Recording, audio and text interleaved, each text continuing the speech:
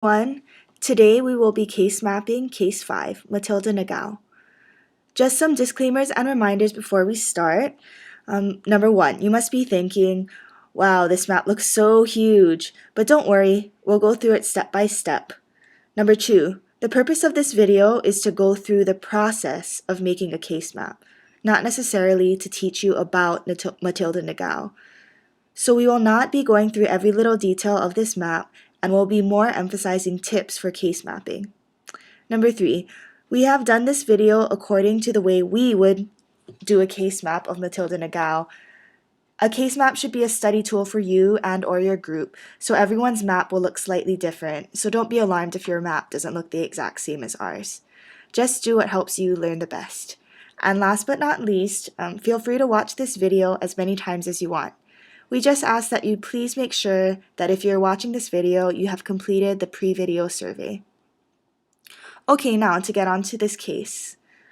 Before starting, you always want to review who the person is, as well as their diagnosis. So here we have listed HCP5 Matilda Nagao, 47-year-old female hairdresser from Kona, chief complaint right upper quadrant pain, and her diagnosis was acute cholecystitis. As you should recall, case mapping consists of 3 parts: storyboarding, which we put in the orange boxes, mechanistic diagramming, indicated by the purple boxes, and concept mapping in the pink boxes. All 3 of these parts are necessary for a strong and integrated case map. So the storyboard part is easy. You just read through the case and map out the key details. You'll see that these orange box storyboard details will serve as the backbone to our case map and can then be integrated and connected using mechanistic diagramming and concept mapping. Alright, so to begin, you're a third-year med student and offered a bag of medical textbooks. Through this circumstance, we glean an important learning issue: relationships with industry. We can then concept map this LI as such, as you'll see in the pink boxes here. We say what it means to us as physicians, that it could be a potential bias in professional judgment, and then we go on to map how you can respond. One of the important skills case mapping can help you to develop is how to filter information and create a hierarchy of what you believe is important. We could say a lot more about relationships with industry, but we have chosen to say only this much and organize it in this specific fashion. You might find that by going through this process of organizing information in your case map, that it'll help you to recall it more easily. Okay, next our patient shows up, Matilda Nagao, a 47-year-old female from Kona who presents with a chief complaint of right upper quadrant pain. These details alone leave us with several important learning issues that we can now map out. Coming off of the chief complaint, you'll see that we can concept map both anatomy of the abdomen and differential diagnosis of right upper quadrant pain. For a case map, you usually just want to capture the most high-yield details, so this is why we wrote the different organs in the quadrants of the abdomen. Because we already know that this case is about the gallbladder, we also mapped anatomy of the gallbladder. Note how we didn't write every little thing, but just enough to jog our memory. If you ever want to know more details, you should look at your actual notes and learning issues. We would not recommend including it on your case map. Moving on to differential diagnosis of right upper quadrant pain. You'll see that we have a lot of things listed here: appendicitis, cholelithiasis, cholecystitis, acute pancreatitis, peptic ulcer disease, GERD, and hepatitis. If you look at the case, all of these were mentioned in some way, shape, or form, and that's why we included them on our case map. You'll also see that we connected up the things that the patient denied in her HPI and past medical history into the differential diagnosis. This is because these pertinent negatives will help us in differentiating these different diseases. As I said before, you don't want to write every single detail about this disease, but just what you think is important.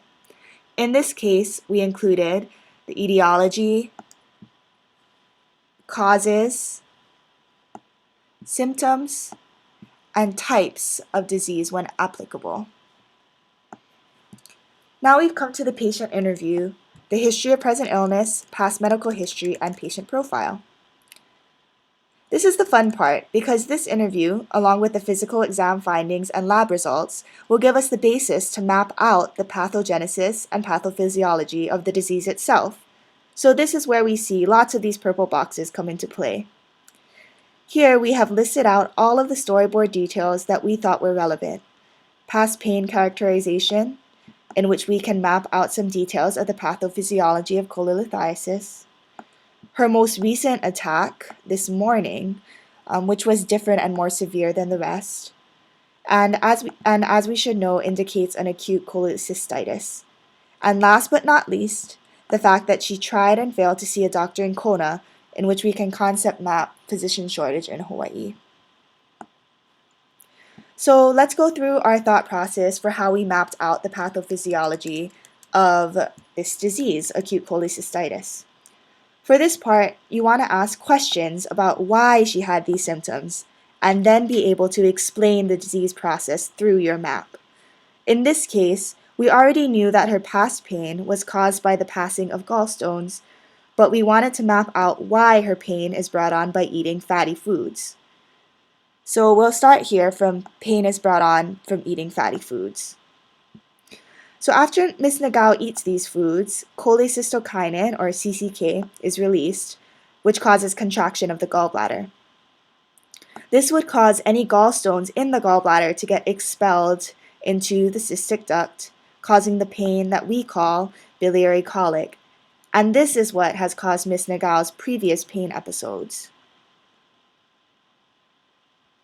However, we know that this morning her pain was much worse. Now we ask ourselves, what caused this? Well, if a stone gets stuck and blocks the cystic duct, the bile in the gallbladder can't get out, producing stasis in the gallbladder, and this can eventually lead to what we know as acute cholecystitis, or inflammation of the gallbladder wall. This would produce the severe pain, the fever, and the nausea and vomiting that we see in Ms. Nagao when she presents today. So that was our example of mechanistic diagramming, and you can see that it's all interwoven into the case's storyboard details. And by looking at this case map, we can confidently now explain Ms. Nagao's symptoms. All right, moving on to our physician shortage concept map here in the pink. You'll see that we split this concept into two main parts: problems and solutions. And each arrow off of these boxes gives more details into these two parts. This is just another example of how we can make a hierarchy of the different information that we have to know and map them out so that we can see a visual of the information presented. All right, we have a few more details from the past medical history, such as microbiology of gonorrhea, pharmacology of penicillin, and the fact that Ms. Nagao has hypercholesterolemia for the past 10 years. From her hypercholesterolemia, you'll see in the purple boxes that we can map the pathogenesis of her gallstones. So when high cholesterol content of her blood exceeds the solubilizing capacity of the bile, the cholesterol becomes supersaturated and precipitates, forming cholesterol stones. We ended up connecting this finding with her abdominal x-ray, which returned normal because cholesterol stones are radiolucent, meaning they do not appear on an x-ray. As you can see, we also listed out some non-case relevant but still important information about other types of gallstones.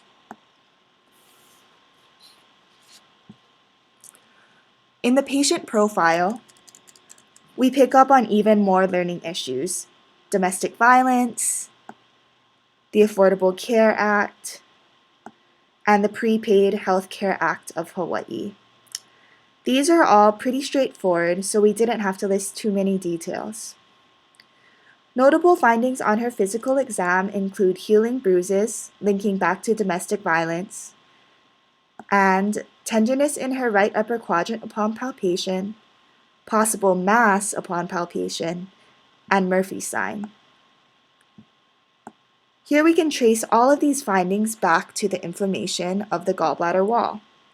Now, the beautiful thing about a case map is that you can literally see the cause and effect when it comes to a disease.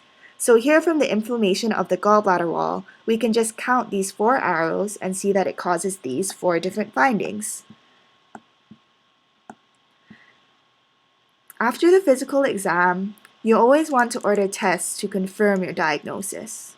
We listed out each of these tests here under the labs, along with information that we thought was important about each test. Notice that we have some purple boxes explaining how we got to the abnormal liver function test. After we confirm the diagnosis, there is a recommended treatment for Miss Nagao, laparoscopic cholecystectomy. We didn't go into too much detail about this because we personally felt pretty comfortable with this topic, but we do have some things listed here. It's especially important to know your gold standards of both treatment and diagnosis, which we have here in pink boxes. The gold standard for treatment of cholecystitis being laparoscopic cholecystectomy. And over here, you'll see that the gold standard of diagnosis for this disease is the abdominal ultrasound. At the end of the case, moving on, there are a bunch of possible learning issues that are covered as you talk to your preceptor one last time. We listed them out here in the pink boxes, but we didn't include huge details here on the map. We just put them on here to remember how these learning issues are related to the case, and so if you ever go back to this map, you can at least know that you have to know about these topics. Alright, and we're done. As you can see, a case map is not meant to be an all-inclusive regurgitation of LIs. It is meant to be an integration of knowledge of pathogen, pathophys, and all the different learning issues in the case. If you're doing a case map in a group, I would start off with the storyboard skeleton and then make sure you can connect all of the different learning issues and connect the symptoms to the lab findings to make sure you understand the pathophysiology. The beauty of the PBL process is that we get to learn diseases based on these real people in our cases. By case mapping and integrating the storyboard into the disease, you can remember details about the disease better because you have connected it with an actual person in a story. Hopefully this video helped you to understand a little more about what case mapping is and how to do one. Now you can go either by yourself or in a group and make one for yourself. Thank you for listening and good luck with all